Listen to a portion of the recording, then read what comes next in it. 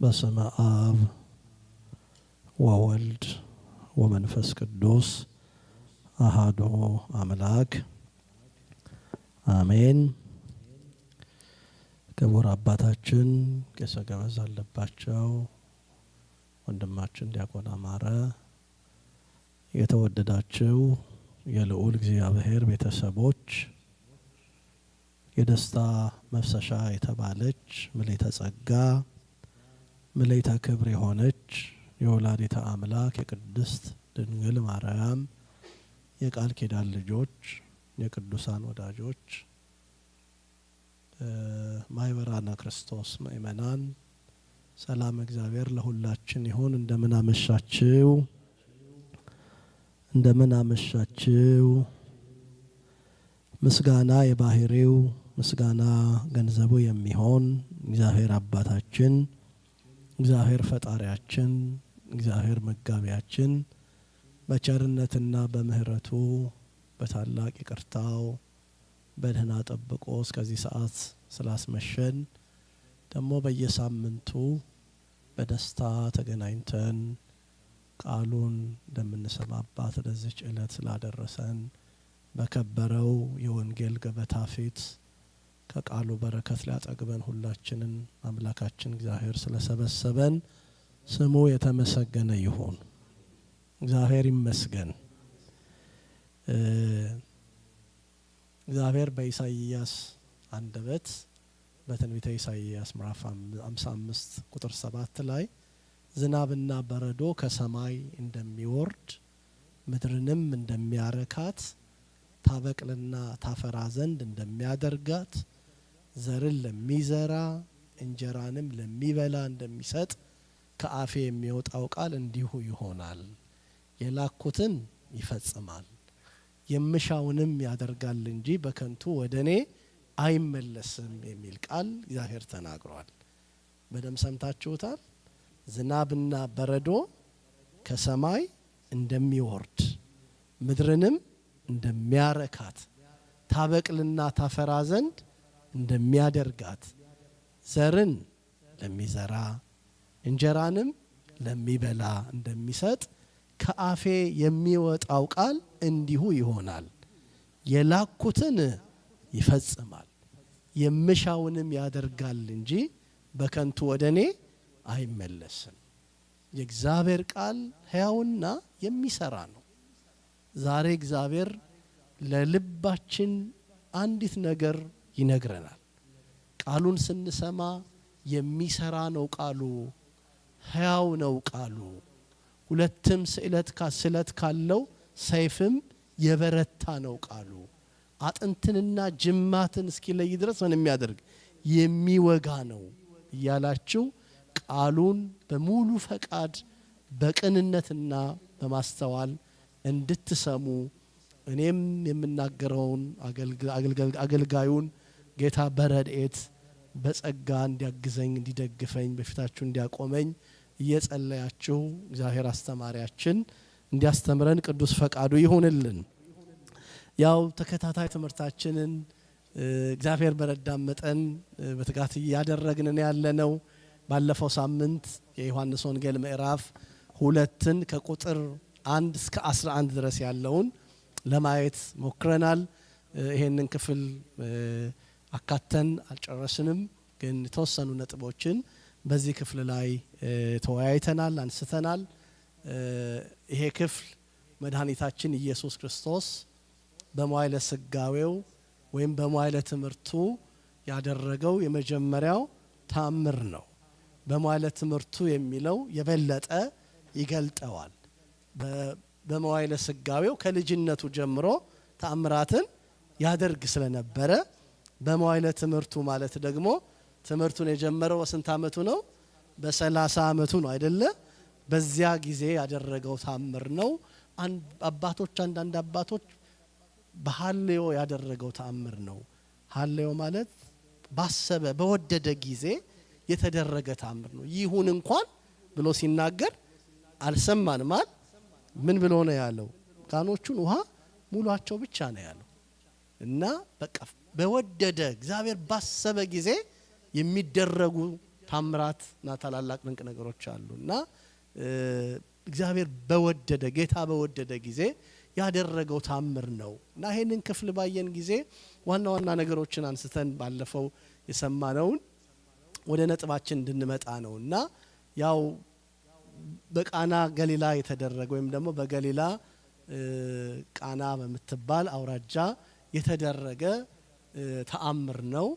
በሶስተኛው ቀን ነው የሚለው ያ ጌታችን ከገዳመ ቆሮንቶስ ወጥቶ እስከዚያ እለት ድረስ ያሉትን 3 ቀናት ዮሐንስ በነገውም እያለ የቆጠራቸውን ታስታውሳላችሁ።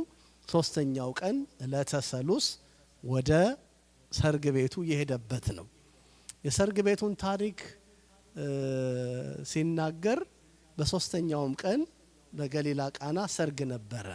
በዚያም የኢየሱስ እናት ነበረች። ኢየሱስም ደቀ መዛሙርቱም በዚያ ታደሙ የሚለውን ስናነሳ የተነጋገርነው ታስታውሱ እንደሆነ የታሪኩ አውድ ወይም ባለቤት ማናት ብለናል? እመቤታችን ናት።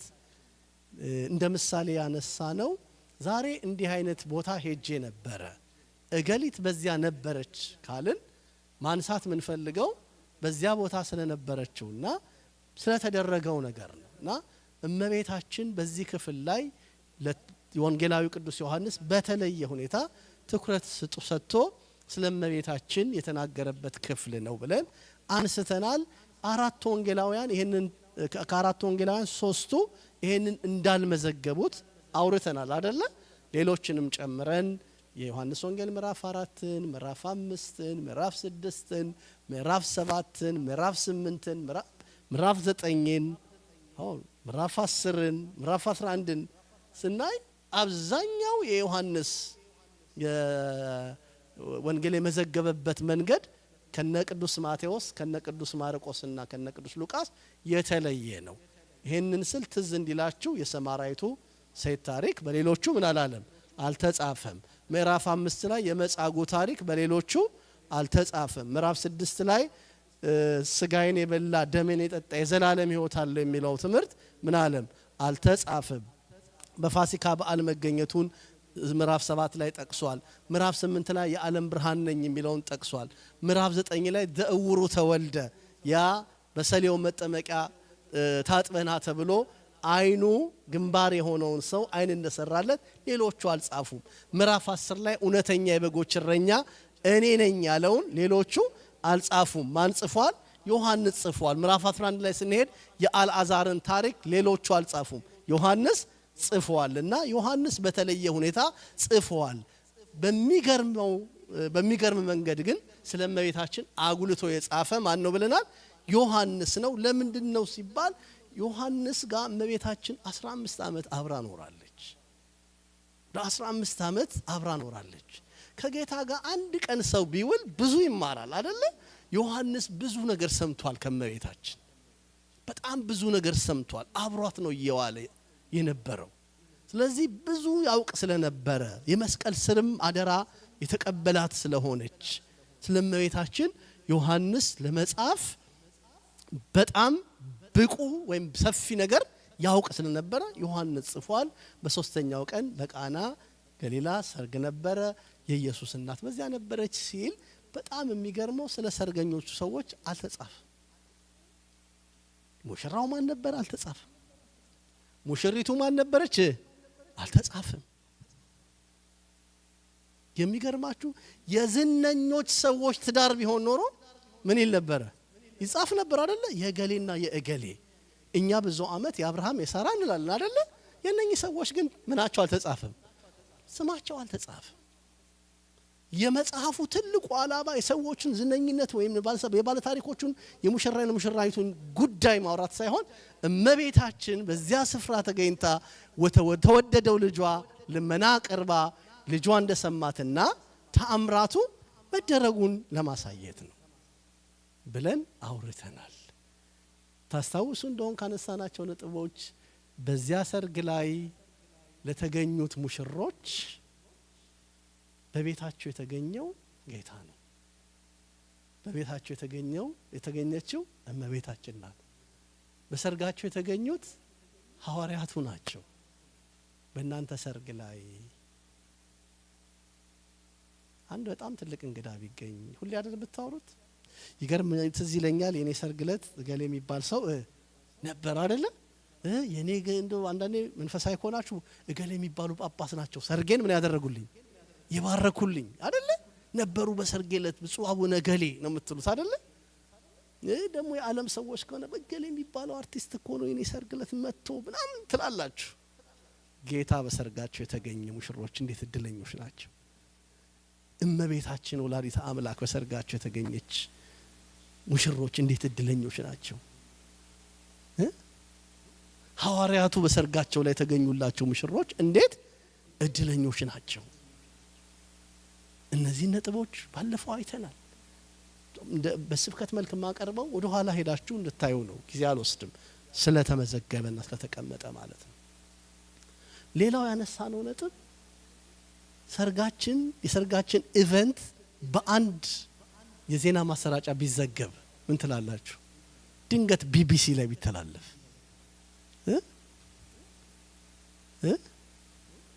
እዚህ ሀገር ትልቅ ጋዜጣ ምንድነው ይሄ ዋሽንግተን ፖስት የሚባል አይደል? እዛ ላይ ሰርግ የሆነ ነገር ሰርታችሁ ቢወጣ መቼም ደጉሳችሁ ነው ታስቀምጡት አይደል? ስታረጁ እስኪ አምጣው ይባላል አይደል? የትኛው የዋሽንግተን ፖስት ስላንተ ያወራውን ስላንቺ ያወራውን የተናገረውን ወደ ኋላ ሄደን አይደል? በሕይወት መጽሐፍ የሰርጋቸው ታሪክ የተጻፈላቸው ሰዎች በማይሰለቸው መጽሐፍ ሰማይና ምድር በሚያልፍ ጊዜ በማያልፈው ሕያው መጽሐፍ 2000 ዓመት ሳይሰለች በምንተርከው የሕይወት መጽሐፍ ሰርጋቸው ታሪክ የተጻፈላቸው እነኛ ሙሽሮች ምን ያህል እድለኞች ናቸው! ምን ያህል እድለኞች ናቸው! ይሄንን ባለፈው ሳምንት አይተናል። ከዛ በኋላ ምንድነው የሆነው? በቤታቸው እነኚህ ሰዎች ዝነኛ አይደሉም፣ ሀብታሞችም አይደሉም ማለት አስማሙም እንዴ? ሀብታሞች ቢሆኑ ኖሮ ለእንግዳው የሚበቃ ወይን በኖራቸው፣ ለእንግዳ እንኳን የሚበቃ ወይን የሌላቸው ሰዎች ናቸው። በቃ የኛ ቤተክርስቲያን ተርጓሜ ነው ዶኪማስ የተባለው ሰው የልጁን ሰርግ አደረገ ምናምን የሚለው አይደለ? በቃ እንጂ በመጽሐፍ ቅዱስ እንኳን እገሌና እገሊት የአባት ወይም የእናት ስም እንኳን ምን አላለም ተጻፈ። እና እነዚህ ሰዎች እድለኞች ናቸው። እመቤታችን እነሱ ሰርግ ላይ ነበረች። ማን ነው በሰርጋችሁ ቀን ያገባችሁ ስለመጣ ደስ የሚላችሁ? እገሌ ነበር የምትሉት የምትኮሩበት ማለት ነው። እና መጡ፣ ማን ሰርጉ ተደረገ፣ እመቤታችን ተገኘች፣ የወይን ጠጅ አለቀ። ማንም አልነገራትም። እመቤታችን ምን አለቻለን? አወቀች። የእግዚአብሔር ሰዎች ቅዱሳን ምን ይላሉ? ያውቃሉ። ማንም ሳይነግራቸው ምን ይላሉ? ያውቃሉ። ብዙ ምሳሌዎች አንስተናል። የጊያዝና የኤልሳዕን ጉዳይ አንስተናል። የጴጥሮስና የአናንያን ጉዳይ አንስተናል። ወደ ኋላ ልመለስም። ማንም ሳይነግራቸው እግዚአብሔር ሰዎች ያውቃሉ። አወቀች፣ ወደ ጌታ ቀረበች። ጌታ ምን አላት? አንቺ ሴት ካንቺ ጋር ምን አለኝ የሚለውን ነገር አነሳን፣ ተርጉመናል አይደለ? ጊዜ ገና አልደረሰም አላት። ምን ብለናል? ተርጉመናል አይደለ? ከዛ በኋላ ሚላችሁን አድርጉ አለች አይደል? ከዛ ምን አደረጉ?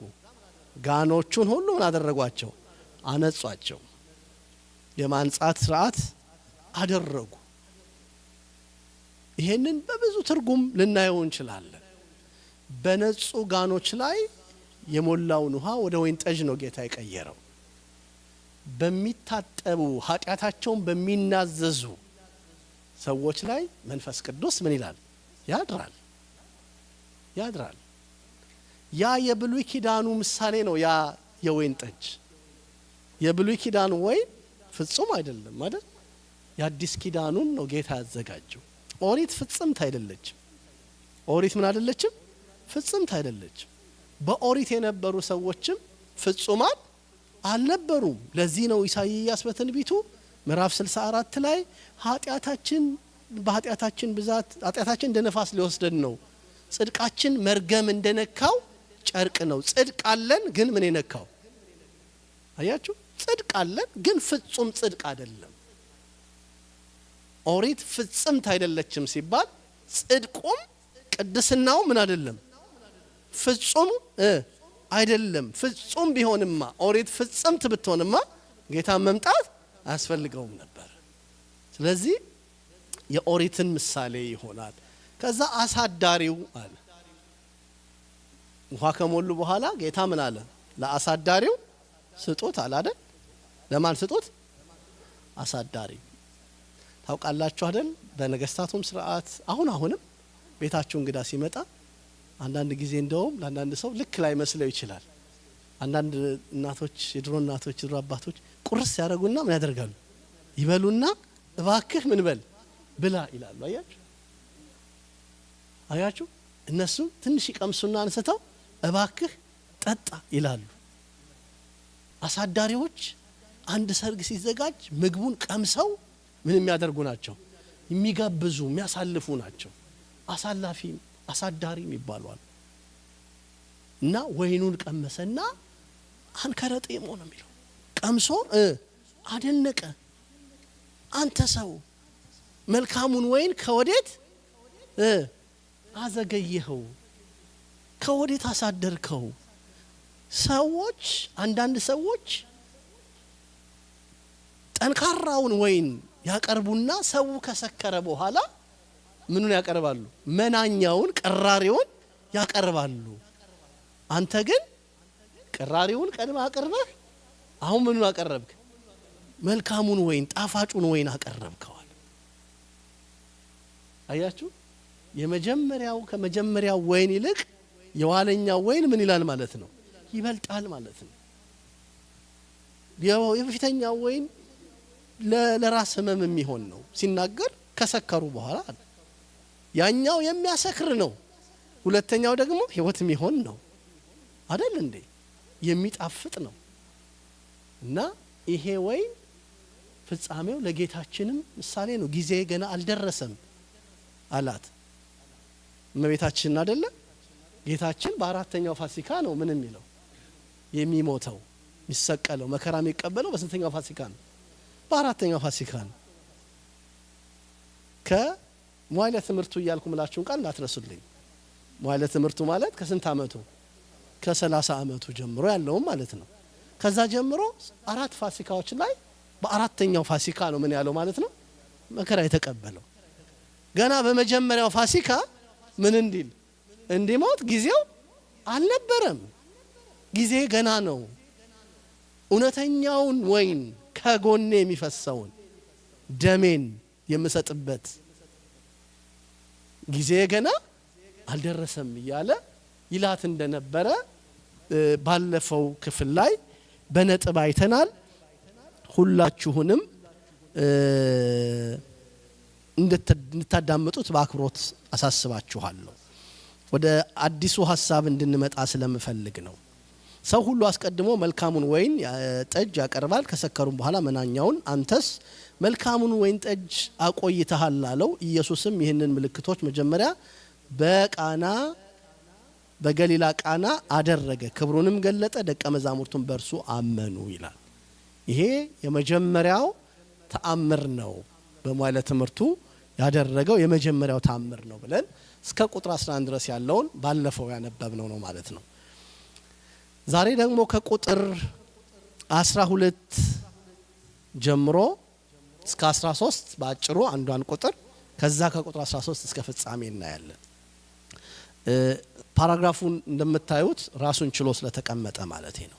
ከዚህም በኋላ ከእናቱና ከወንድሞቹ ከደቀ መዛሙርቱም ጋር ወደ ቅፍርናሆም ወረደ፣ በዚያም ጥቂት ቀን ኖረ ይላል።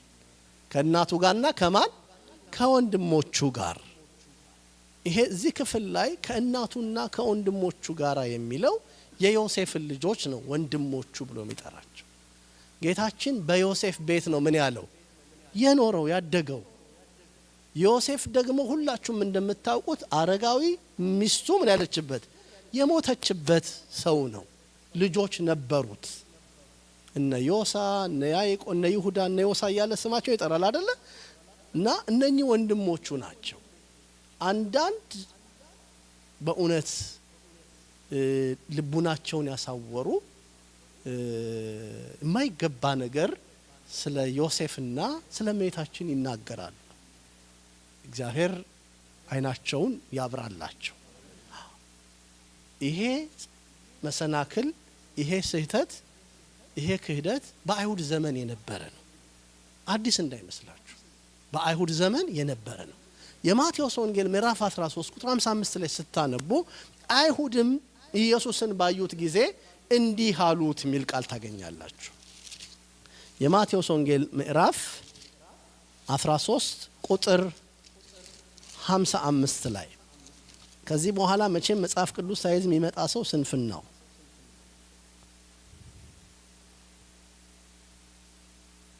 ኢየሱስም እነዚህ ምሳሌዎች ከጨረሰ በኋላ ከዚያ ሄደ። ወደ ገዛ ሀገሩም መጥቶ እስኪገረሙ ድረስ በምኩራባቸው ያስተምራቸው ነበር። እንዲህም አሉ፣ ይህን ጥበብና ተአምራት ከወዴት አገኘው? ይህ የጸራቢ ልጅ አይደለምን? እናቱስ ማርያም ትባል የለምን? ወንድሞቹም ያዕቆብና ዮሳ፣ ስምዖን፣ ይሁዳም አይደሉምን? እህቶቹስ በእኛ ዘንድ ያሉት አይደሉምን? እንኪያስ ይህን ሁሉ ከወዴት አገኘው? ይልና ተሰናከሉበትም ይላል። ምን አሉበት? አዎ ኢየሱስ ግን ነቢይ ከገዛ ሀገሩ እና ከገዛ ቤቱ በቀር ሳይከበር አይቀርም አላቸው። ባለማመናቸው ምክንያት በዚያ ብዙ ተአምራትን አላደረገም ይላል። አያችሁ፣ እነ ዮሳን፣ እነ ይሁዳን፣ እነ ያዕቆብን ሲጠሩና ወንድሞቹ ዮሴፍ የጸራቢው ልጅ አይደለምን አሉ። በግልጽ ቅዱስ ማቴዎስ ምን አሉበት? ተሰናከሉበት። ተሰናከሉበት። እመቤታችን ወላዲተ አምላክ ቅድስት ድንግል ማርያም ቅድመ ጸኒስ ድንግል፣ ጊዜ ጸኒስ ድንግል፣ ጊዜ ወሊድ ድንግል፣ ድህረ ወሊድ ድንግል። ድንግልናዋ ህቱም ነው። ህቱም ነው። ድንግልናዋ የማይለወጥ ነው። ድንግልናዋ ዘላለማዊ ነው። በቃ በረቡዕ ውዳሴ ማርያም ላይ ነው አይደል? አባታችን ሕዝቅኤል ነቢይ ኮነ ስማ ወይቤ ርኢኩ ሆህተ በምስራቅ ህቱም በአቢይ መንክር ማይተም አልቦ ዘቦአ ዘእንበለ እግዚእ ኃያላን ቦአ ውስቴታ ወወፃ ሰአሊ ለነ ቅድስት ይላል። ሕዝቅኤል ያያት ምዕራፍ 44 ላይ የምስራቅ ደጅ አንድ ጊዜ የኃያላን ጌታ ገብቶባታልና እንደ ተዘጋች ትኖራለች ያላት፣ ማንም ያልገባባት አንድ ጊዜ እግዚእ ኃያላን የተባለው እግዚአ ኃያላን የኃያላን ጌታ የነገስታት ንጉስ እግዚእ ኃያላን የተባለው እሱ ምን ብሎባታል? ገብቶባታል። በቃ እሱ ገብቶባታልና ማንም ምን አይልባትም፣ አይገባባትም። ህቱም ድንግልና ፍጹም ድንግልና ያላት ናት እናታችን። ስለዚህ እዚህ ክፍል ላይ ወደ ከወንድሞቹ ጋር ሄደ ሲባል ወንድሞቹ የተባሉት የማን ልጆች ናቸው? የዮሴፍ ልጆች ናቸው። ዮሴፍ ቤት ኢየሱስ ክርስቶስ ምን ብሏል? አድጓል። ዮሴፍ አሳዳጊው ነው፣ አልተለየውም። ቅዱስ ዮሴፍ በረከቱ ይድረሰን። በቤተ ክርስቲያናችን ሐምሌ 26 ነው መቼ ነው የሚከበረው? በዓል አለ፣ የቅዱስ ዮሴፍ በዓል። ዮሴፍ በ26 ይከበራል። ደገኛ አባት ነው፣ ቅዱስ አባት ነው፣ ጻድቅ አባት ነው። በረከቱ ይድረሰን። አዎ እስከ ጌታችን ስቅለት ድረስ እንኳን አልቆየም፣ አርፏል። ቀደም ብሎ ነው ያረፈው። ለዚህ እኮ ነው እመቤታችን ወደ ማን ቤት ሄደችው? ወደ ዮሐንስ ቤት ነው ሄደችው። በቃ ዮሴፍ አልነበረ። ዮሴፍ ደግ ነው፣ ዮሴፍ ጻድቅ ነው። እንደውም ተጨንቋል፣ አመንትቷል። እመቤታችን ያለ ወንድ ዘር መጽነቷ አስጨንቆታል። እንደውም በጣም ደግ ስለሆነ ይላል፣ ጻድቅ ስለሆነ በስውር ሊተዋት ወደደ፣ ሊገልጣት አልፈለገም። እንዲህ ነው ብሎ መናገር አልፈለገም። በጣም ተጨነቀ። የእግዚአብሔርን መልአክ ወደ ዮሴፍ መጣና ኦ ዮሴፍ ኢትፍራ ነሲኦታ ለማርያም፣ ማርያምን ለመውሰድ አትፍራ፣ ከእርሷ የሆነው በግብረ መንፈስ ቅዱስ ነው። በመንፈስ ቅዱስ ስራ ነው የሰው አይደለም የሥላሴ ምክር ነው እመቤታችን ቅድስት ድንግል ማርያም ከዓለም አስቀድሞ በአምላክ ሕሊና ታስባ ትኖር ነበር የሚለው ቃል አናንያስ ያስደነግጣል አይደል እኛም እኮ ከዘላለም በእግዚአብሔር ሐሳብ ነበርን አይደል ከዘላለም አለፍ ኤፌሶን 2 ላይ አይደል በቃ ከዘላለም ነበርን በክርስቶስ ኢየሱስ ዓለም ሳይፈጠር አይደል በክርስቶስ ኢየሱስ ዓለሙን ይጠቀል ወደደ ነው እንደሚል ቃል አለ በቃ የእግዚአብሔር ሐሳብ ነበር አዳም ከበደለበት ጊዜ ጀምሮ የአዳም ተስፋ ናት እመቤታችን ድንግል ማርያም ምስጋናዋ ፍቅሯ ለሁላችን ይብዛልን እና በዮሴፍ ቤት ምን አለ ቆየ ጥቂት በዮሴፍ ቤት ቆየ ነው የሚለው አይደል አዎ ከዛ በኋላ ምን ይላል ከቁጥር 13 እስከ ፍጻሜ እናነባለን የአይሁድን ፋሲካ ቀርቦ ነበር ኢየሱስም ወደ ኢየሩሳሌም ወጣ በመቅደስም በሬዎችና በጎችን ርግቦችንም የሚሸጡ ገንዘብ ለዋጮችን ተቀምጦ አገኘ የገመድንም ጅራፍ አበጅቶ ሁሉን በጎቹንም በሬዎቹንም ከመቅደስ አወጣ የለዋጮችንም ገንዘብ አፈሰሰ ገበታቸውንም ገለበጠ የርግብ ሻጮችንም ይህንን ውሰዱ የአባቴ ቤት የንግድ ቤት አታድርጉት አላቸው ደቀ መዛሙርቱም የቤትህ ቅናት ይበላኛል ተብሎ እንደተጻፈ አሰቡ ስለዚህ አይሁድ መልሰው ይህንን ስለምታደርግ ምን ምልክትን ታሳየናለህ አሉት ኢየሱስም መልሶ ይህን ቤተ መቅደስ አፍርሱት በሶስት ቀን አነሳዋለሁ አላቸው ስለዚህም አይሁድ ይህ ቤተ መቅደስ ከ46 ዓመት ጀምሮ ይሰራ ነበር አንተስ በሶስት ቀን ታነሳዋለህን አሉት እርሱ ግን ስለ ሰውነቱ ቤተ መቅደስ ይል ነበር ስለዚህ ከሙታን ከተነሳ በኋላ ደቀ መዛሙርቱ ይህንን እንደተናገረ አሰቡና መጻሕፍትና ኢየሱስ የተናገረውን ቃል አመኑ በፋሲካ በዓልም በኢየሩሳሌም ስላደረገው ምልክት ባዩ ጊዜ ብዙዎች በኢየሱስ አመኑ ነገር ግን ኢየሱስ ሰዎችን ሁሉ ያውቅ ስለነበረ ስለ ሰው ማንም ሊመሰክርለት አያስፈልገውም ነበርና አይተማመንባቸውም ነበር እርሱ ራሱ በሰው ያለውን ያውቅ ነበር ይላል እዚህ ጋር የምናየው ነጥብ እነኚህ ሰዎች አምነንብሃል ይሉት እንደነበረ የሚያሳይ ነው ወደ መጀመሪያው ልመለስ የአይሁድ ፋሲካ ምን ብሎ ነበር ቀርቦ ነበር የማን ፋሲካ ኢየሱስ ስንት ፋሲካ ላይ ተሳትፏል ሶስቱ ተሳትፎ በአራተኛው ፋሲካ ምን ብሏል አዎ አራተኛው ፋሲካ እኮ አይሁድ ማክበር ጀምረዋል አይደል እንዴ ፋሲካ ነው ፋሲካቸውን ማክበር ጀምረዋል ስለዚህ በአራተኛው ፋሲካ ምን ብሏል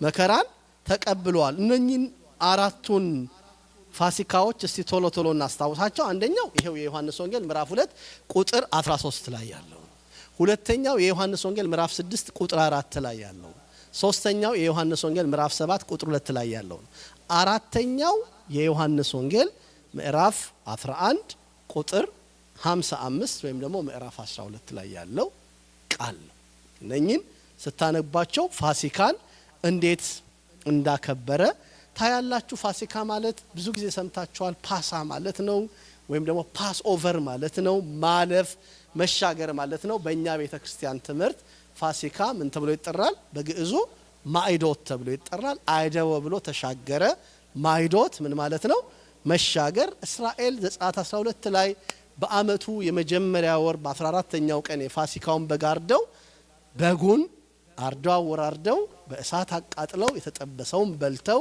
ደሙን በቤታቸው መቃንና ጉበት ላይ ቀብተው በድል ከባርነት ቤት እንደወጡ መሻገር እንደሆነላቸው ለኛም በታረደው በፋሲካው በኢየሱስ ክርስቶስ ማዕዶት ሆኖልናል ማለፍ ሆኖልናል ስሙ ብሩክ ይሁን ባለፈው ክፍል ላይ በግ እያልን ዮሐንስ ነዋ በግኡ ለእግዚአብሔር ዘያአትት ኃጢአት ዓለም የዓለምን ኃጢአት የሚያስወግድ የእግዚአብሔር በግ ብሎ የጠራው ኢየሱስ የፋሲካችን ምንድነው በግ ነው ታርዷል በደሙ መፍሰስ እኛ ምን ሆነናል ነፃ ወጥተናል ለዚህ ነው ዮሐንስን በመልእክቱ ወደሙ ለኢየሱስ ክርስቶስ ያነጽሐን እምኩሉ ኃጣዊነ ታስታውሳላችሁ ይችን ክፍል ልጅ ሆኖ መልእክተ ዮሐንስ ተምራችኋል መልእክተ ዮሐንስ ሐዋርያ ወልደ ዘብዴዎስ ቀዳማዊ እንዘንወክሙ በእንተ ውእቱ ይላል። ምን ተሳስተው ትችላችኋል? ከምንድናት ሀሁ አለ፣ በዚህ ጋር አቦጊዳ አለ፣ መሃል ላይ ምን አለች? መልእክተ ዮሐንስ ትላችኋለች ያቺ መጽሐፋችን ላይ። አዎ እዛ ክፍል ላይ ወደሙ ለኢየሱስ ክርስቶስ ያነጽሐን ኩሉ ኃጣዊ ነው። የኢየሱስ ክርስቶስ ከኃጢአት ሁሉ ደሙ ያነጻል። ስለዚህ ፋሲካ ማለት ማለፍ መሻገር ነው። ለኛ ፋሲካችን ደግሞ ማን ነው? ክርስቶስ ነው። ቅዱስ ጳውሎስ ፋሲካችን ክርስቶስ ምን ብሏል? ታርዷልና እንደነዛ እንደ እስራኤል በቂጣ ባሮጌ እርሾ ምን አናድርገው አናከብረውም፣ ይሄውም ክፋት ነው ቂም ነው እያለ በአሮጌ እርሾ ምን አትበሉት አታክብሩት እያለ ይነግረናልና ፋሲካ ማለት ይሄ ነው። እስራኤል በፋሲካ የሚያደርጉት በጣም ጥልቅ ነገር ነው። የፋሲካው በግ ይታረዳል። የተጠበሰውን ነው የሚበሉት፣ የተቀቀለውን አይበሉም። ነገር እንዳይረዝምብኝ ጥሬውን አይበሉም። ከመራራ ቅጠል ጋር ነው የሚበሉት። ታውቃላችሁ አይደለ? የተቀቀለውን አይበሉም። ለምን ሲባል ፈርሶ በስብሶ ቀረ አንልም። ለአዲስ ኪዳን ተርጓሚ ጥሬውን አይበሉም። ምንድነው ሩቅ ብእሲ ነው አንለውም። የተጠበሰውን ነው የሚበሉት። ነፍስ የተለየው መለኮት የተዋሃደው ነው ምንለው። ታውቃላችሁ ህብስቱ ሲዘጋጅ ምን ሆኖ ነው? የበሰለ ህብስት ነው የሚዘጋጀው። ስለዚህ እሱ ነፍስ የተለየው መለኮት የተዋሃደው የአማኑኤል ስጋ ነው ምን በለው። እስቲ በሉ የማን ስጋ? ከማርያም የነሳው ስጋሁ ለአማኑኤል ዘነሳ እምግዝእተ ኩልነ። የአማኑኤል ስጋ ከማን የነሳው? ከመቤታችን የነሳው ነው ብለን እንበላለን።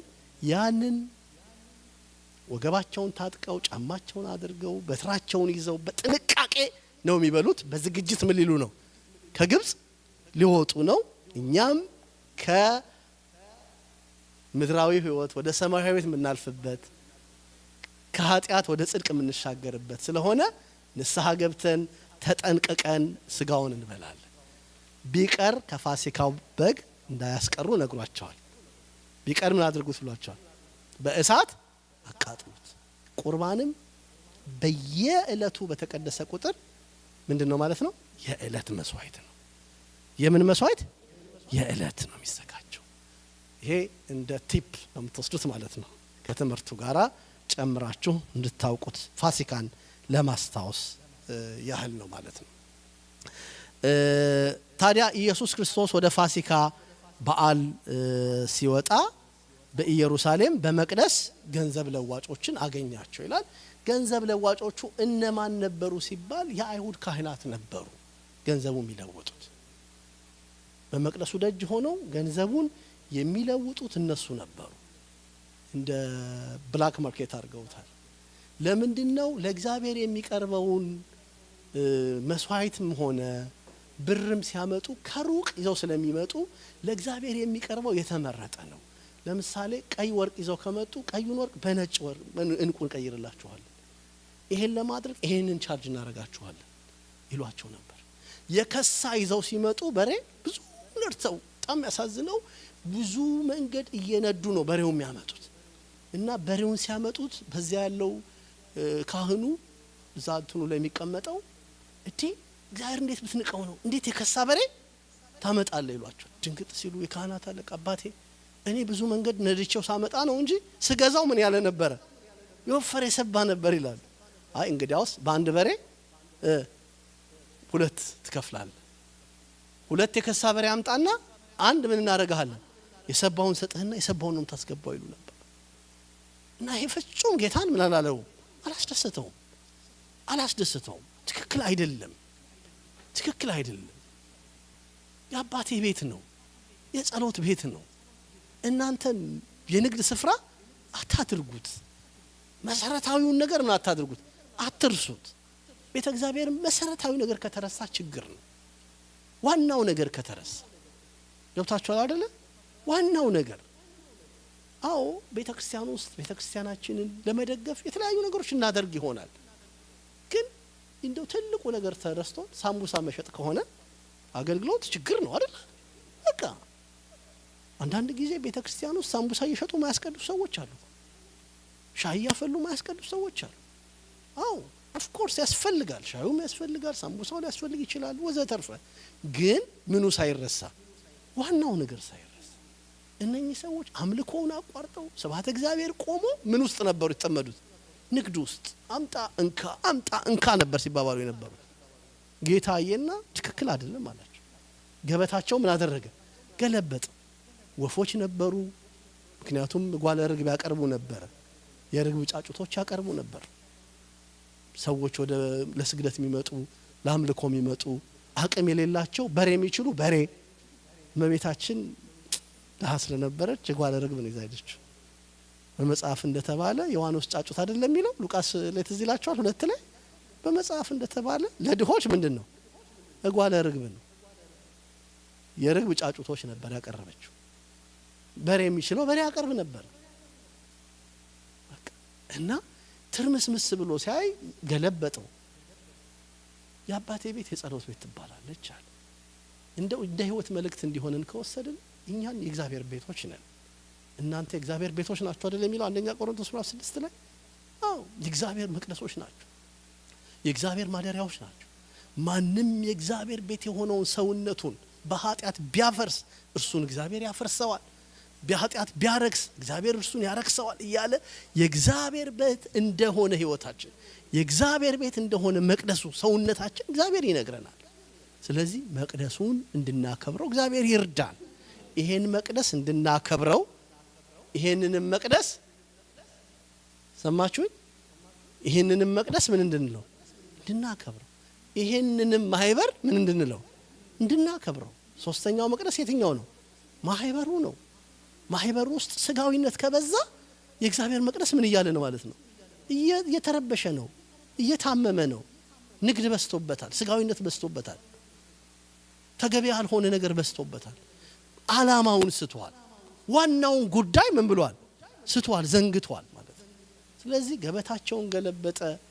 የአባቴ ቤት የጸሎት ቤት ትባላለች ብሎ እንደውም ጌታ ኦሪትን ያውቃል። ማይመረህዋት ነው፣ እሱ ሁሉን አዋቂ ነው።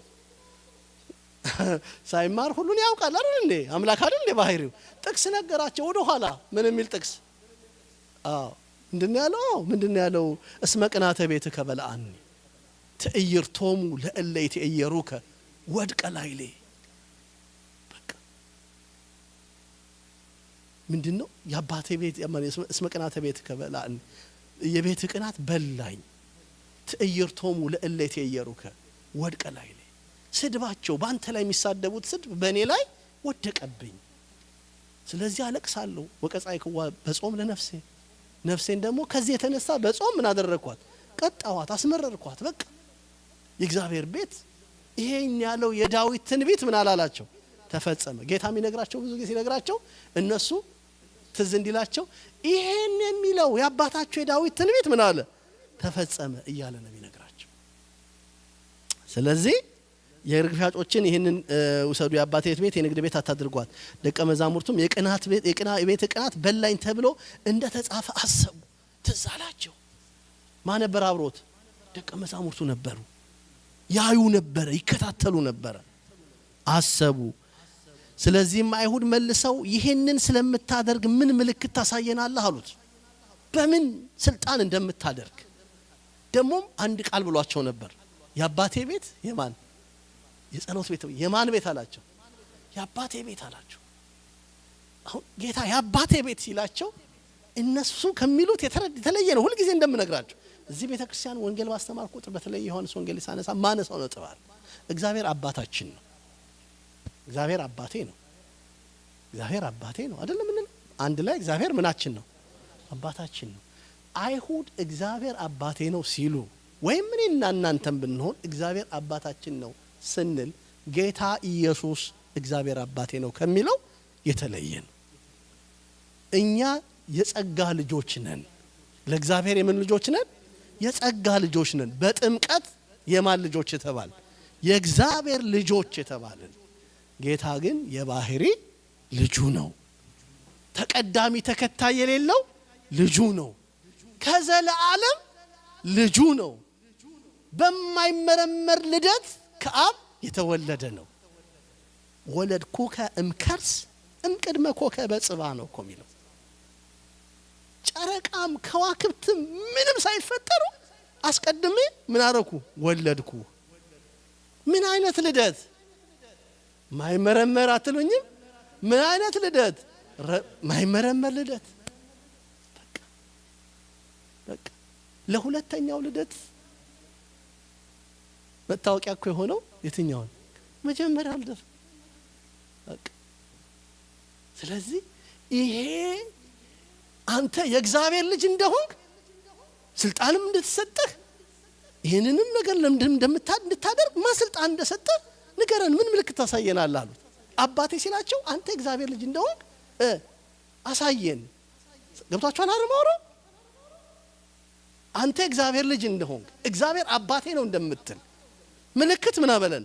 አሳየን፣ ስልጣን እንዳለህ አሳውቀናል። ይህን ቤተ መቅደስ አፍርሱት፣ በሶስተኛው ቀን አነሳዋለሁ። ይሄ ቃል አይሁድ እንዴት አድርገው ይሄንን ቃል ቀባብተው አጣመው ጌታን በመስቀል ቀን እንደከሰሱ ታውቃላችሁ። ምን ብለው ነበር የከሰሱት? ይሄን ቤተ መቅደስ አፍርሱት በሶስተኛው ቀን። ሲከሱት ግን ምን አሉት?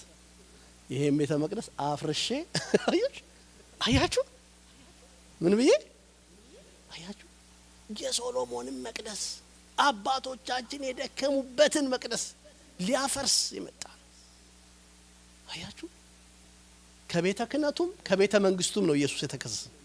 ከቤት ነው ፈራችሁ ነው ቤተ ክህነት የሚለውን ቃል ከየት ነው የተከሰሰው? ከቤተ ክህነቱም ከቤተ መንግስቱም ነው። እኔን ነው የሚሰሙኝ አባቶች፣ እንግዲህ ካጠፋውም እኔ ነኝ። ከአይሁድ ቤት ካህናት አለቆቹ ጭምር ነው ምን ያደረጉት? የከሰሱት። የካህናት አለቆች ነው የከሰሱት። የካህናት አለቆች ናቸው በህጋችን ላይ በሙሴ ህግ ላይ እንዲህ አድርጓል ብለው የከሰሱት። የቤተ መንግስቱ ሰዎች ናቸው። ምን ቀረን መንግስታችንን ሊወስድ ነው ብለው አይደል እንዴ እነ ሄሮድስና ጲላጦስ የተነሱት? አዎ፣ ከሮም ቤተ መንግስት ጋር ከሮም ገዢዎች ጋር ያጣሉት እሱ በንጉስ ላይ ኩዴታ ለመፈጸም ነው። እኛ ንጉሳችን ቄሳር ነው እያሉ የተከሰሱት። ስለዚህ ምን ምልክት ታሳየናለህ ሲሉት ምን አላቸው? ስለዚህም አይሁድ መልሰው ይህን ስለምታደርግ ምን ምልክት ታሳየናለህ አሉት። ኢየሱስም መልሶ ይህን ቤተ መቅደስ አፍርሱት፣ በሶስት ቀን አነሳዋለሁ አላቸው። ስለዚህ አይሁድ ይህ ቤተ መቅደስ ከ46 ዓመት ጀምሮ ይሰራ ነበር፣ አንተስ በሶስት ቀን ታነሳዋለህን አሉት ይላል። እንደምታውቁት የሶሎሞን ቤተ መቅደስ ፈርሳ እንደገና ምን ብላለች? ታንጻለች። በተለይ በናቡከደነጾር ዘመን ፈርሳ እስራኤል በምርኮ ሄደው መቅደሱ ፈርሶ የእግዚአብሔር ቤት በእሳት ጋይቶ እስራኤል ሁሉ በምርኮ ኖረው በቂሮስ ዘመን እስራኤል ከምርኮ ምን አሉ? ተመለሱ አይደለ? በተመለሱ ጊዜ ራእይ ህልም ሁሉ እግዚአብሔር በቂሮስም አማካይነት እግዚአብሔር ራእይና ሐሳቡን ተናገረ። ንጉሱም ተናገረ። ዘሩባቤል እንደሚሰራ ትንቢት ተነገረ። ማን እንደሚሰራ? ዘሩባቤል በምርኮ ሀገር የተወለደ ነው፣ ይሰራል አለ። ካህኑ ዘካርያስም ማን በዘመኑ ነብዩ ዘካርያስም ትንቢት ተናገረ። ነብዩ ዘካርያስም ሐጌም የተባለው ነብይ ትንቢት ተናገረ። ማን ይሰራዋል ተባለ? ዘሩባቤል ይሰራዋል ተባለ። ያ ቤተ መቅደስ ተሰራ። ያ ቤተ መቅደስ ተሰርቶ እንደውም ሄሮድስ የሚባል ሰው መቅደሱን አይቶት እንደስ እንደማይል ማን ነው ስሙን በትክክል ልነግራችሁ ብፈልገው ሄሮድስ ወልደ ሃንዶፌር የሚባል ሄሮድስ ወልደ ሃንዶፌር ቢባል መቅደሱ እኔ ላድስላችሁ አረማዊ በሆንም እኔ አድሳለሁ ብሎ ለቅድመ ልደተ ክርስቶስ 16 ዓመት ከክርስቶስ ልደት በፊት መቅደሱን እንዳደሰው 16 ዓመት ወደ ኋላ ጌታ ደግሞ 30 ዓመት ሲደመር ስንት ነው ማለት ነው? 46 ዓመት የሆነው ይሄ ነው እያሉ ሊቃውንት ይቆጥራሉ። እና ይሄንን 46 ዓመት መነሻ ቆጥረው ይሄ መቅደስ 46 ዓመት ሙሉ ምን ብሏል? ከታነጸ ይሄን ያህል ጊዜ ሆነው አንተ እንዴት አፍርሰህ በሶስት ቀን አፍርሱት ያላቸውን አፍርሰ እያሉት እንዴት በሶስት ቀን ታነሳዋለህ አሉት። ከዛ በኋላ የጌታ መልስ ምንድነው? እርሱ ግን ስለ ሰውነቱ ቤተ መቅደስ ይል ነበር። ስለምን ይል ነበር? ስለ ሰውነቱ ቤተ መቅደስ ይል ነበር። ስለዚህ ከሙታን ከተነሳ በኋላ ደቀ መዛሙርቱ ይህ እንደተናገረ አሰቡና መጽሐፍና ኢየሱስ የተናገረውን ቃል አመኑ ይላል። አያችሁ አሁን መጽሐፉ እሱ ቤተ መቅደስ ያለው እነሱ እንዳሉት የሶሎሞንን ቤተ መቅደስን ወይም በኋላ ዘሩባቤል የሰራው ያ ሄሮድስ የተባለው የጠገነውን እድሳት ያደረገለትን ማሻሻያ ያደረገለትን ምናም መቅደስም አይደለም። መቅደስ ያለው ምኑን ነው ማለት ነው? ሰውነቱን ነው። እናንተ ብትገሉኝ እኔ በሶስተኛው ቀን እነሳለሁ። ሞቱ በፈቃዱ ነው። ግን በሞቱ የገቡት ማን ናቸው? አይሁድ ናቸው አይደል እንዴ? ሰቀሉት፣ የገረፉት፣ መከራ ያደረሱበት እነርሱ ናቸው። እነርሱ መከራ ያደረሱበትም ሞቱ ግን ምኑ ነበረ? ፈቃዱ ነበረ አይደል እንዴ? በፈቃዱ ነው የሞተው። በቃ በፈቃዱ ነው የሞተው። በስልጣኑ ነው ምን ያለው? የተነሳው። ስለዚህ በሶስት ቀን አነሳዋለሁ ወይም አስነሳዋለሁ ሲል እነሳለሁ ማለቱ ነው። እና ይሄንንም ደቀ መዛሙርቱ ከትንሳኤው በኋላ የበለጠ ምን አሉ? ተረዱ። ለካ ያኔ ሲያስተምረን የነገረን ይሄንን ነው ብለው ትዝ አላቸው ይላል። ከዛ ቀጥሎ በፋሲካ በዓል በኢየሩሳሌም ሳለ ያደረገውን ምልክት ባዩ ጊዜ ብዙ ሰዎች በእርሱ አመኑ ይላል። በጣም ብዙ ሰዎች አመኑ። እና ኢየሱስ ግን የሰውን ሁሉ ልብ ያውቅ ስለነበረ ዳሩ ግን እርሱ አይተማመንባቸውም ነበር። ኢሞሽናሊ አምነናል የሚሉ አሉ። የሚክዱትንም ምን ይላቸው ነበር? ያውቅ ነበርና አይደነቅም። ሁሉንም ምን አይልባቸውም? አይተማመንባቸውም። አመንብህ ያሉትም የተከተሉትም ግማሾቹ በሐሰት ምስክር የቆሙበት ናቸው አይደል እንዴ? ሲያበረክት ሲያበላ ያዩት፣ ታምራት ሲያደርግ ያዩት እነዛ ሁሉ ነው በኋላ ምን ያደረጉት? የካዱት የተውት አይደል እንዴ?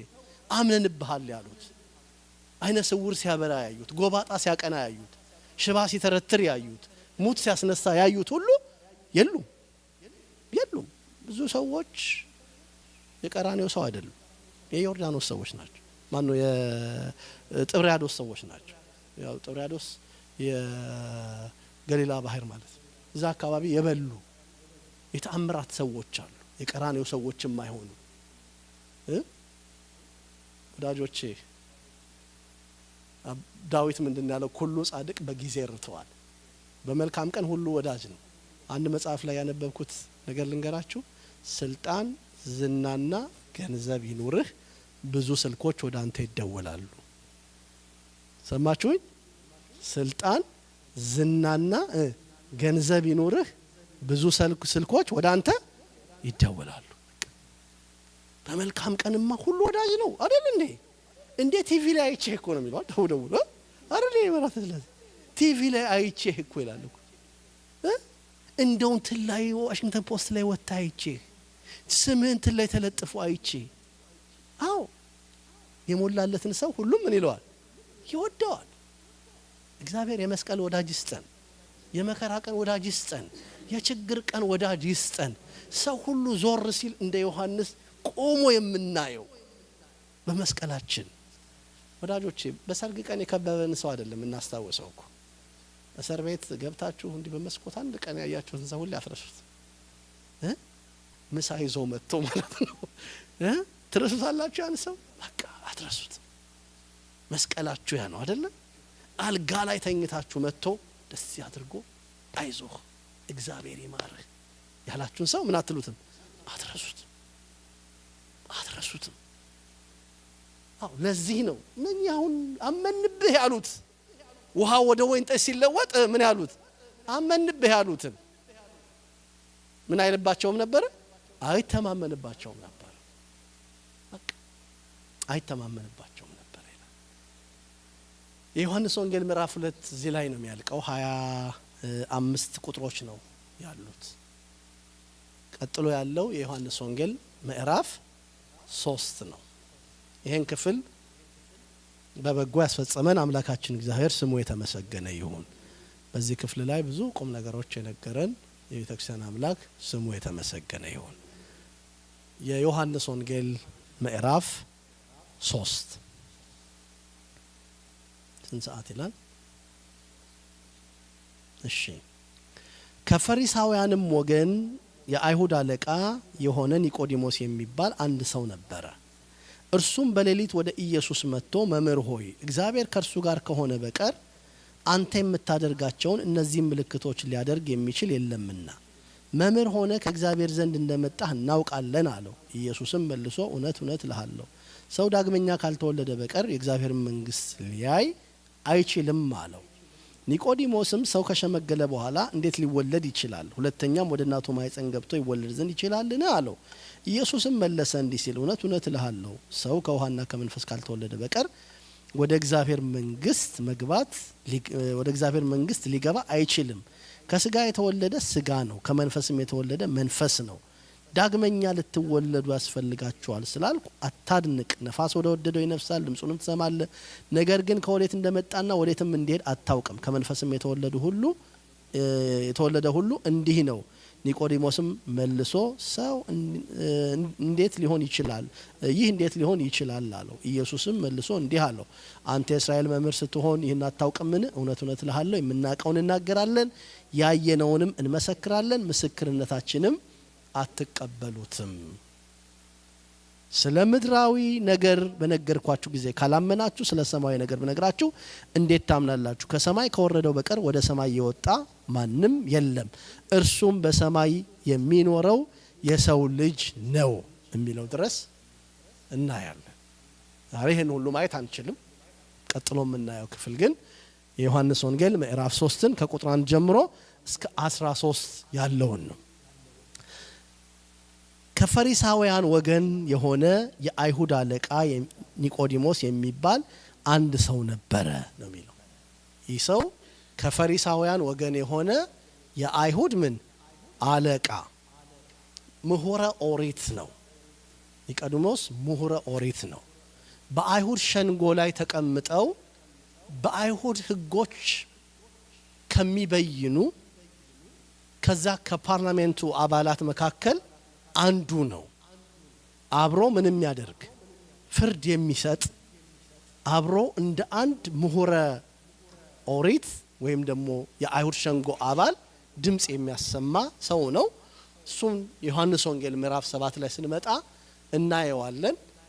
የሚገርማችሁ ከኢየሱስ ክርስቶስ የተማረው ኒቆዲሞስ አይሁድ ኢየሱስ ክርስቶስን ሊገርሉት በመከሩ ጊዜ በግልጥ ወጥቶ ምን ያለ ስለ ኢየሱስ ክርስቶስ የተከራከረ ሰው ነው።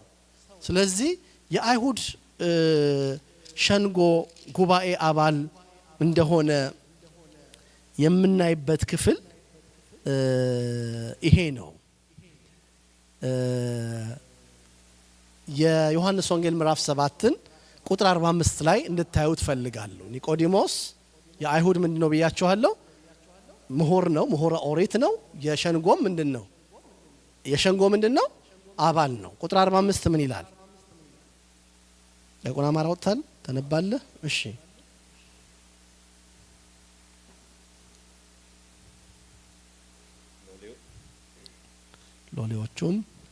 ሎሌዎቹም ወደ ካህናት አለቆችና ወደ ፈሪሳውያን መጡ። እነዚያም ያላመጣችሁት ስለምን ነው አሏቸው። ሎሌዎቹ እንደዚህ ሰው ማን እንዲሁ ከቶ አልተናገረም ብለው መለሱ። እንግዲህ ፈሪሳውያን እናንተ ደግሞ ሳታችሁን? ከአለቆቹ ወይስ ከፈሪሳውያን በእርሱ ያመናለን? ነገር ግን ሕግን የማያውቅ ይህ ሕዝብ ርጉም ነው ብለው መለሱላቸው። ከእነርሱም አንዱ በሌሊት ቀድሞ ወደ እርሱ መጥቶ የነበረ ኒቆዲሞስ ሕጋችን አስቀድሞ ከእርሱ ሳይሰማ ምን እንዳደረገ ሳያውቅ በሰው ይፈርዳልን? አላቸው። እነርሱም መለሱና አንተ ደግሞ ከገሊላ ነህን? ነቢይ ከገሊላ እንዳይነሳ መርምረን እይ አሉት። እያንዳንዱም ወደ ቤቱ ሄደ። እግዚአብሔር ይስጥልን። ሎሌዎች ላኩ። ሄደው ማንን እንዲያመጡት? ክርስቶስን ኢየሱስን እንዲያመጡት ሄዱ። ሎሌዎቹ ሄደው አፋቸውን ከፍተው ሲሰሙ ቆይተው ልባቸው ሁሉ በትምህርቱ ተሸንፎ ቀልጦ መጡና አገኛችሁት አልያዛችሁትም ምን ሲሏቸው ምን አሉ? እንደዚህ ሰው እስከ ዛሬ ከቶ የተናገረ የለም አቤት ትምህርቱ አሏቸው። ከዛ ምን አሉ?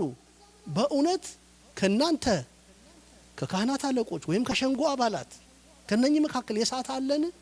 ለምንድን ያላመጣችሁት? ይህ ህዝብ የተረገመ ነው ምናምን ብለው ተቆጡ። በዚህ ጊዜ ኒቆዲሞስ፣ በሌሊት የመጣው ኒቆዲሞስ፣ በመቼ የመጣው? የሌሊት ተማሪ የቀን መስካሪ ይባላል ኒቆዲሞስ። የምን ተማሪ? የሌሊት ተማሪ የቀን መስካሪ ነው። በቀን በመስቀሉ ስርም ሄደው መስፍኑን ስጋውን እንድንቀብረው በልማዳችን ሽቱ ቀብተን እንድንቀብረው ፍቀድልን ያሉት ዮሴፍና ኒቆዲሞስ ናቸው። በሌሊት ይመጣ የነበረው እያለ ነው እንድናስታውሰው ነው። መጽሐፍ ቅዱስ ሲጻፍ የተጻፈበት ምክንያት ሁሉ እንድናውቀው ነው። ቅዱስ ጳውሎስ ምንድን ነው ያለው? ዘተጽሕፈ ሁሉ ለተግሳጸ ዚአነ ተጽሕፈ ይላል። የተጻፈው ሁሉ ለትምህርታችን ተጽፏል። በቀን በሌሊት የመጣው መቼ መጣ? በቀን መጣ የሚለው ኋላ 18 ላይ ዮሐንስ ወንጌል ላይ እንደዛ እናየዋለን ወደፊት። ግን የምፈልገው እዚህ ጋር የኛ ህግ ከተከሳሹ ወይም ከበዳዩ ሰው ሳይጠይቅና ሳይሰማ ቃል ሳይሰጥ መከራከሪያ ነጥብ እንዳለው ሳይሰማ እንዲፈረድበታል እንዲህ አላቸው። አንተ ደግሞ ሳትክ አሉት። አንተ ሳትክ፣ ነቢይ ከገሊላ እንዳይነሳ መርምርና እወቅ አሉት። ተመልከቱ፣ ይሄን ቃል ወደፊት እናየዋለን። ነቢይ ከገሊላ እንደማይነሳ ብለው ለምን አሉት? ስለዚህ ኒቆዲሞስ ምንድነው? የመጀመሪያው ምሁረ ኦሪት ነው፣ ባለጠጋ ነው፣ ባለስልጣን። ባለጠጋ መሆኑን ሄዳችሁ አንብቡ። ኢየሱስ ክርስቶስ በተገነዘ ጊዜ ሬቱን ምኑን አምጥቶ ምን ያደረገው? ያሸው የገነዘው አንዱ ነው። ባለጠጋ ነው፣ ብዙ ዋጋ የሚያወጣ ነው ይዞ የመጣው። 100 ምን ንጥር ሬትን አመጣ ነው የሚለው። ወደ ኋላ ብንሄድ እናገኘዋለን። ስለዚህ ምንድነው? ባለጠጋ ነው፣ ባለ ስልጣን ነው፣ የተማረ ነው። አንድ ሰው ባለጠጋ ከሆነ፣ የተማረ ከሆነ፣ ባለ ስልጣን ከሆነ ምን አደረሰኝ ቤተክርስቲያን እኮ ነው የሚለው። ቤተክርስቲያን እኮ አካባቢ አንዳንዶች እኮ አይመጡም እኮ ትንሽ የሞላላቸው ሲመስላቸው አቤት አቤት አቤት አቤት አቤት አቤት በቃ የማይሞቱ የሚመስላቸው ልክ የሆነ ነገር ሲደረስ ቀሲስ እኔ እኮ መጣ ነበር አያውቁኝም እንጂ ነው ይላሉ። ደውላሉ ችግር ሲመጣ ብቻ በቃ የሆነ ነገር ሲጎል ብቻ ቤተክርስቲያን ሁል ጊዜ በእግዚአብሔር ቤት ሁል ጊዜ ሙላት እግዚአብሔር፣ ስልጣን እግዚአብሔር፣ ክብር እግዚአብሔር፣ ጌጥ እግዚአብሔር፣ ሞገስ እግዚአብሔር፣ መታየ እግዚአብሔር። እንደዚህ ያለ ልብ እግዚአብሔር ይስጠን። በቃ በቃ እንደዚህ ያለ እንደው ሲጎዳደል ብቻ ጸጉር ያከኩ መምጣት አይደለም። በእውነት ከሙላታችን ጋር አካላችን ሙሉ ሆኖ ማለት ነው። ጤነኞች ሆነን፣ ጉልበታሞች ሆነን፣ ብርቶች ሆነን በቃ በደንብ መተን በቃ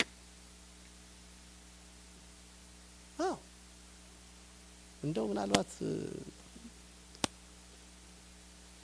እና ይሄ ሰው ምን ነበረ? ባለጠጋ፣ ባለስልጣን እና የተማረ ነበር። ቅድም ያልነው አይነት ሰው ነው። ብዙ ስልኮች ምን የሚሉለት የሚደወሉለት አይነት ሰው ነበር ማለት በቃ። ግን በዚህ ሁሉ ውስጥ ጉድለት አለው። የሰውን ህይወት ይሄ ብቻው ሙሉ አያደርገው። ስልጣን፣ ገንዘብ፣ ዝና ስላለው ሰው ሙሉ አይደለም። ሙሉ አይደለም። ጎዶሎ ነገር አለው፣ ክፍተት አለው። ስልጣን ማይሞላው፣ ዝና ማይሞላው፣ እውቀት ማይሞላው፣ ዘረ ብዙ መሆን ማይሞላው ምን አለ? ክፍተት አለ፣ ጉድለት አለ፣ ባዶነት አለ። ሙላታችን እግዚአብሔር ስሙ ቦሮክ ይሁን። በቃ ሙላቴ እግዚአብሔር በሉት። በቃ በቃ በረከት እግዚአብሔር በቃ ስሙ ምስጉን ይሁን።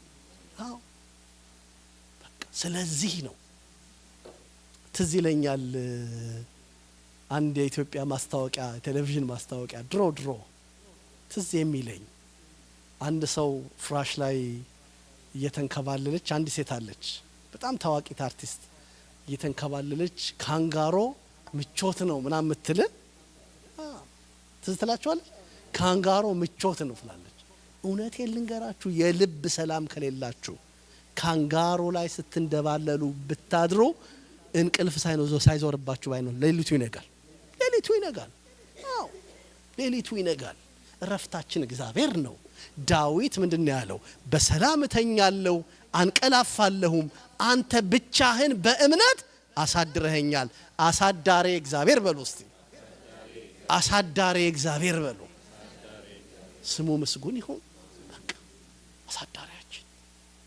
ነግቶ ምናየው ማለዳውን ብርሃን ምናየው በትንታም ያልተወሰደ ነው ሲነጋ በቀደም ተኝቼ በጣም ዲሃይድሬት አረኩኝና ከፍተኛ ጭንቀት ተሰማኝና እንዴት ነቅቼ የውሃ እንትን እስካገኝ ድረስ ከፍተኛ በቴን ነው መነግራችሁ ለካ ሰው ያለ እግዚአብሔር ተኝቶ አድሮ አይነሳም ራሴ ላይ ሆኖ ነው መነግራችሁ ምናልባት በዚህ በቅዝቃዜው ምክንያት ሂቱም ጨምራ ነው ይችላል ወይ ሆነ የጎደለኝ ነገር ይሆናል አምላኬ ምስክሬ ነው መነግራችሁ ሰው ለካ ለእግዚአብሔር ተኝቶ አያድርም ኒቆዲሞስ ህይወት ውስጥ የጎደለውን ነገር እሱ ነው የሚያውቀው እያወቀ መልስ ያላገኘው እየተማረ በሄደ ቁጥር ምን የሆነበት ጥያቄ የሆነበት እያነበበ በሄደ ቁጥር ምን ያላለለት ያልተመለሰለት ነገር ነበር ወደ ኢየሱስ በሌሊት መጣ ባለጠጋው ኒቆዲሞስ ባለስልጣኑ ኒቆዲሞስ ምሁሩ ኒቆዲሞስ አው ወዳጆቼ ግር ሲላችሁ ወደ እግዚአብሔር ሄዱ ግር ሲላችሁ ዳዊት በጣም ደስ የሚል ህይወት አለው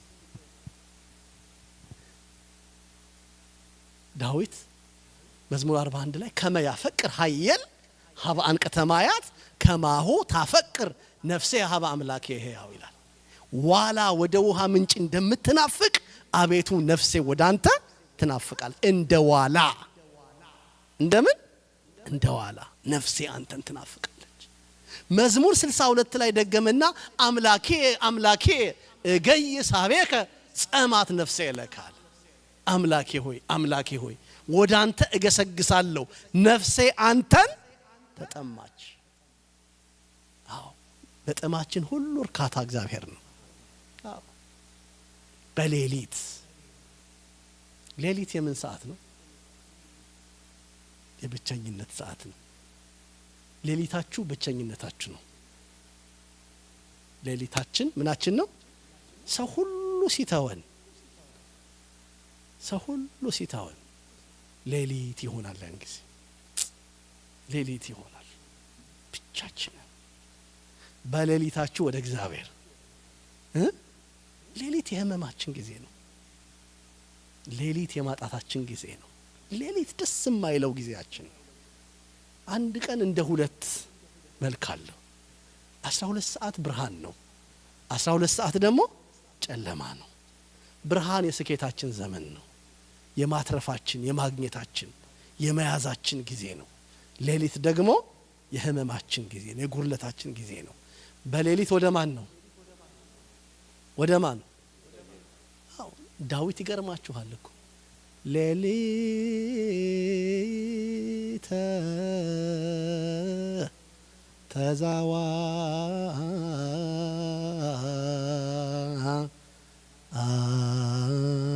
አይኩ ምስለ ልብ የዋንቃዬ ከዋለ ነፍሴ እያለ ይዘምራል ሌሊት ከልቤ ጋር ተጫዋወትኩ አነቃዋት ከልቤ ጋር ተነጋገርኩ እግዚአብሔርን ፈለግኩት ሌሊት ሲሆንባችሁ ተነሱ መንፈቀ ሌሊት እትነሳ አይደለም ከመ እግነይ ለከ በእንተ ኩነኔ ጽድቅከ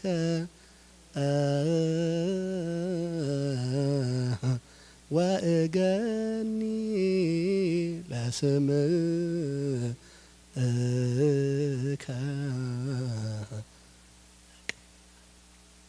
አያችሁ መንፈቀ ሌሊት እትነሳ ሌሊት እነሳለሁ መንፈቀ ሌሊት ምን አደርጋለሁ እነሳለሁ ከመእግኔ ለከለስምከ ከመእግኔ ለስምከ ስምህን ምን አደርግ ዘንድ እጠራ ዘንድ አመሰግን ዘንድ በጨነቀኝ ጊዜ በቸገረኝ ጊዜ ሰው በተወኝ ጊዜ ድንግዝግዝ ባለብኝ ጊዜ እነሳለሁ በተረሳው ጊዜ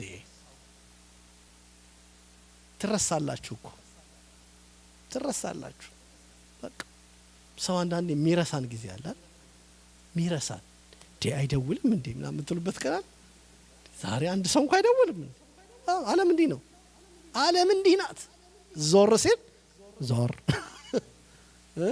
ሲኖር ነው ዓለም አድሎ አላት ዓለም እና የፈሪሳውያን ወገን የሆነ ያንስ ኒቆዲሞስ ኢየሱስ የሚባል አንድ ሰው ነበር እርሱም በሌሊት ወደ ኢየሱስ መጥቶ መምህር ሆይ እግዚአብሔር ከርሱ ጋር ከሆነ በቀር አንተ የምታደርገውን ምልክት ያደርግ ዘንድ ማንም አይችልም እቺን ቃል ደግሞ እንያዝ ዛሬና በዚች ላይ እናበቃለን እግዚአብሔር ከርሱ ጋር ከሆነ በቀር መምህር ሆይ እግዚአብሔር ከርሱ ጋር ከሆነ በቀር አንተ የምታደርጋቸውን እነዚህን ምልክቶች ያደርግ ዘንድ አይችልም አንድ እንዳረሳውንም ለትምህርቴ መሃል እናንተም እንድትይዙት የምንፈልገውን ቁልፍ ነገር ልንገራችሁ ኒቆዲሞስ በመጀመሪያው አረዳዱ ጌታን የተረዳው እንደ ናትናኤል አይደለም ወደ ኋላ ትዝ ይላችሁ እንደሆን ናትናኤል ምን ብሎታል አንተ የሕያው እግዚአብሔር ልጅ ነህ አይደለ አዎ ይሄ ግን ክርስቶስን የእግዚአብሔር ልጅ እንደሆነ ሳይሆን እየተረዳ ያለው እንደ አንድ ጥሩ አስተማሪ እንደ መምህር እንደ ነቢይ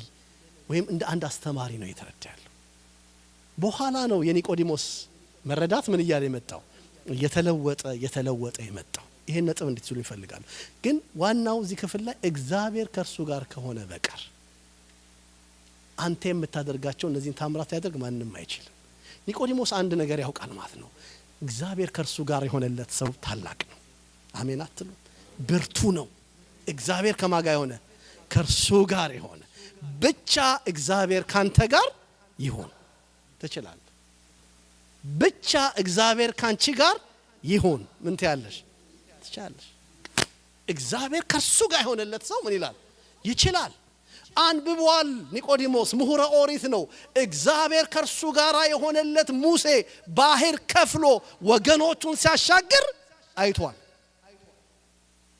እንደ ሙሴም አስቦት ይሆናል እግዚአብሔር ከርሱ ጋር የሆነለት ኢያሱ ዮርዳኖስን ከፍሎ ህዝቡን ሲያሻግር አይቷል ብቻ እግዚአብሔር ከርሱ ጋር የሆነ ሰው ይረዳል እግዚአብሔር ከርሱ ጋር የሆነለት ሰው እንደሚችል እግዚአብሔር ከርሱ ጋር የሆነለት ሰው እንደሚሻገር እግዚአብሔር ከርሱ ጋር የሆነለት ሰው ክፉን ቀን እንደሚያመልጥ ያውቃል አንተ የምታደርጋቸው እነኚህ ታምራት አለ የቃናውን ታምር ሰምቷል ማለት ነው ይሰው አይደል እንዴ ምዕራፍ 2 ላይ የቃናው ምን አለ ታምር አለ ውሃውን ወደ ወይን ቀይሮታል ሚለውን ወሬ ምን ብሏል ሰምቷል ሰፈሩ ሁሉ ተሰምቷል ኢየሱስ ባደረገው ታምር ብዙዎች በእርሱ አመኑ ወሬውን ሰምቷል እንዴት ነው ሰው ውሃን ወይን የሚያደርገው እግዚአብሔር ከሱ ጋር ካልሆነ በቀር አዎ አንተ የምታደርጋቸው እነዚህን ምልክቶች አንተ የምታደርጋቸው እነዚህን ታምራቶች እግዚአብሔር ከርሱ ጋር የሆነለት ሰው ካልሆነ በቀር ምን አያልም አያደርግም ለእናንተ መልእክት ውሰዱ ብቻ እግዚአብሔር ከኔ ጋር ይሁን በሉ አልፈዋለሁ አመልጣለሁ እሻገራለሁ ይሄ ይሆናል ቢሉኝ እግዚአብሔር ከኔ ጋር ከሆነ ደግሞ አይሆንም ሰዎች ያሉት ነገር ምን አይልም አይሆንም እና እግዚአብሔር ከርሱ ጋር ከሆነ በቀር አንተ የምታደርጋቸው እነዚህ ምልክቶች ሊያደርግ የሚችል የለምና መምህር ሆነ ከእግዚአብሔር ዘንድ እንደመጣ እናውቃለን ከእግዚአብሔር ዘንድ የመጣ አንድ መምህር አድርጎታል እዚህ ጋር ይቆየን እና ሳምንት እንቀጥላለን። እግዚአብሔር ይባርካችሁ። እንደዚህ ቁጥራችን በስቶ ስላየው ደግሞ ስለናንተ እግዚአብሔርን አመሰግነዋለሁ።